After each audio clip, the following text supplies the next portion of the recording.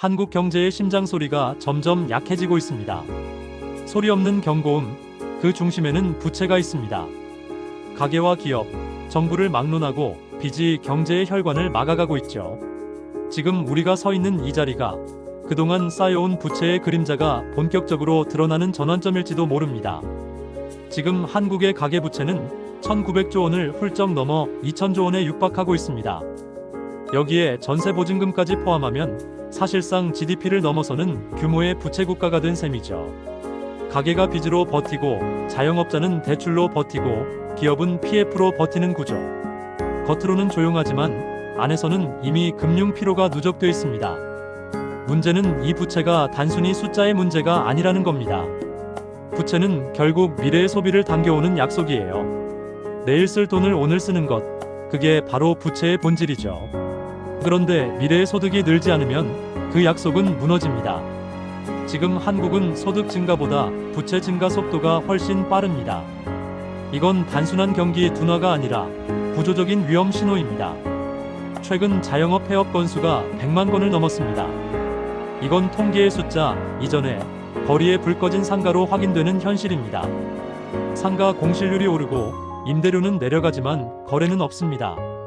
이건 단순한 시장 조정이 아니라 경제의 수축이에요. 소비가 줄고 돈의 흐름이 멈추면 결국 모든 산업이 연쇄적으로 얼어붙습니다. 이미 상업용 부동산 시장은 그 서늘한 바람을 맞고 있습니다. 특히 문제는 PF 부실입니다. PF, 프로젝트 파이낸싱. 미래의 분양 수익을 담보로 돈을 빌려 쓰는 구조. 그런데 분양이 안 되면 미래가 막히는 겁니다.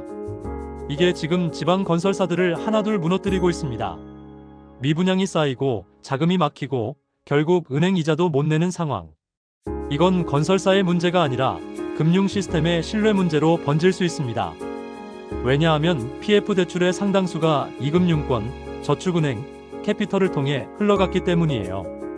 이게 연쇄적으로 무너지면 제2의 저축은행 사태가 터질 수도 있습니다. 그럼 정부는 어떻게 해야 할까요? 지금처럼 단기적인 부양책, 현금성 지원으로 버티는 건 해열제에 불과합니다. 근본적인 체질 개선이 필요합니다. 부실 기업, 부실 프로젝트를 정리해야 합니다.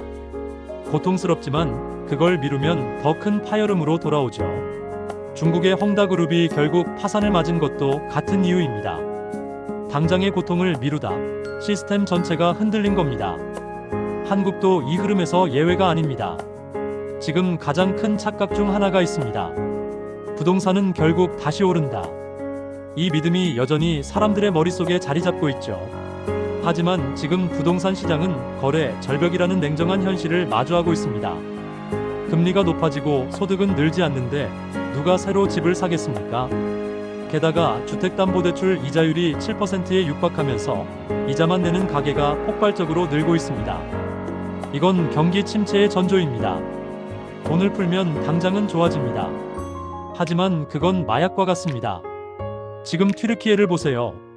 부동산 가격은 10배 이상 올랐지만 화폐 가치는 10분의 1로 떨어졌습니다. 명목상 자산은 늘었지만 실질부는 사라졌습니다. 한국도 돈을 풀어서 물가를 잡는 듯 보이지만 결국 그 부메랑은 원화 가치 하락으로 돌아올 겁니다. 이건 이미 수없이 반복된 역사예요. 지금의 문제는 금리와 물가, 그리고 부채가 하나의 덩어리로 엉켜 있다는 점입니다. 금리를 내리면 물가가 오르고 금리를 올리면 부채가 폭발합니다. 그래서 중앙은행이 움직이지 못하는 거예요. 이게 바로 정책의 덫입니다. 누구도 먼저 움직일 수 없는 상황. 그래서 지금 한국은행은 시간을 벌고 있을 뿐입니다. 이럴 때 개인은 어떻게 해야 할까요? 첫째, 빚을 줄이세요. 이자는 곧 리스크입니다. 수익이 나도 금리가 오르면 다 녹아납니다. 둘째, 자산을 분산하세요. 원화만 들고 있으면 화폐 가치 하락에 그대로 노출됩니다. 달러, 금, 혹은 달러 기반 자산으로 일부를 옮겨두는 것도 리스크 헤지입니다. 셋째, 기다리세요. 지금은 불확실성이 너무 큽니다. 시장은 싸움이 아니라 기다림의 게임입니다. 조급함이 자산을 무너뜨립니다. 기다림이야말로 가장 어려운 투자이자 가장 현명한 전략입니다. 경제는 결국 사이클입니다. 지금의 고통이 영원하지는 않습니다. 하지만 그 고통을 무시하면 다음 기회는 오지 않습니다. 한국 경제가 지금 울리고 있는 경고음, 그건 단순한 위기의 징후가 아니라 변화의 시작 신호입니다. 이제는 빚의 시대가 아니라 현금의 시대로 넘어가야 합니다. 버는 것보다 지키는 것이 중요한 시기, 이제 돈이 흘러가는 방향을 바꾸어야 합니다.